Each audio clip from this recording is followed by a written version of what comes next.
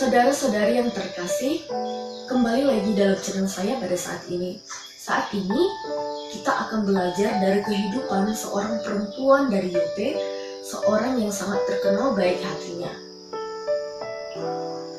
Tulus, ikhlas, perbuatan baik, memberikan sedekah kepada orang-orang yang membutuhkan, itulah diri perempuan itu tersiar di seluruh Yope. Perempuan itu juga disebut sebagai pemimpin janda-janda, baik yang sudah tua atau yang tidak memiliki pekerjaan. Tepatnya, dari perbuatannya selama hidup, ia disebut sebagai seorang perempuan yang sangat dermawan. Perempuan itu juga turut membantu atau menyokong pelayanan para Rasul Kristus karena ia juga disebut sebagai murid perempuan atau pengikut Kristus. Sehingga yang tertulis dalam Kisah Para Rasul pasal yang ke-9 ayat yang ke-36 dikatakan demikian.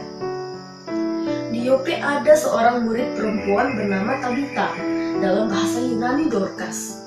Perempuan itu banyak sekali berbuat baik dan memberikan sedekah. Saudara-saudari, kitab pasal yang ke-9 ini menceritakan secara singkat kehidupan dan mujizat yang dialami oleh Tabita atau Dorcas yang merupakan seorang janda. Yope bukanlah kota besar saat itu, tetapi di kota kecil itu ada seorang perempuan janda yang bersinar lewat perbuatan-perbuatan baik dan sedekahnya. Di Yope, ia membuatkan pakaian untuk para janda miskin. Melalui perbuatan kasih adalah identitas Tabita sebagai pengikut Kristus yang terbaca oleh semua orang.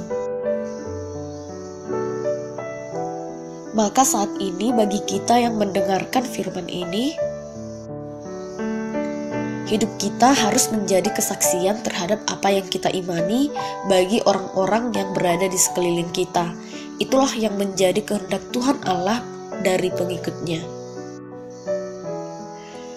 Dalam 2 Korintus 3 ayat 3 dikatakan demikian. Karena telah ternyata bahwa kamu adalah surat Kristus yang ditulis oleh pelayanan kami.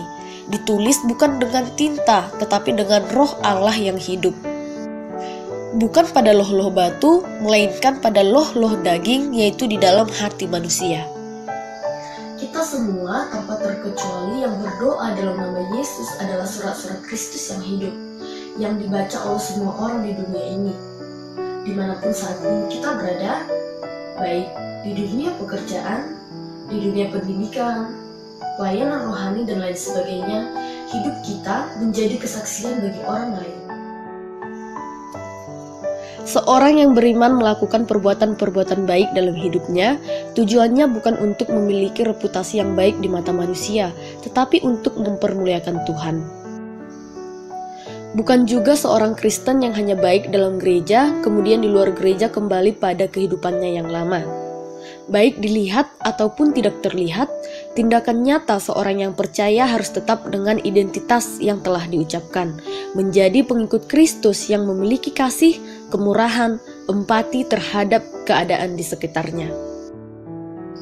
Maka, melalui contoh Tabita atau Dorcas ini, kita diajarkan sekecil apapun yang kita perbuat untuk berbelas kasih akan dihargai Tuhan jika dengan hati yang tulus. Serta apa yang kita miliki pada saat ini, baik skill atau apapun, pergunakanlah itu untuk memuliakan nama Tuhan.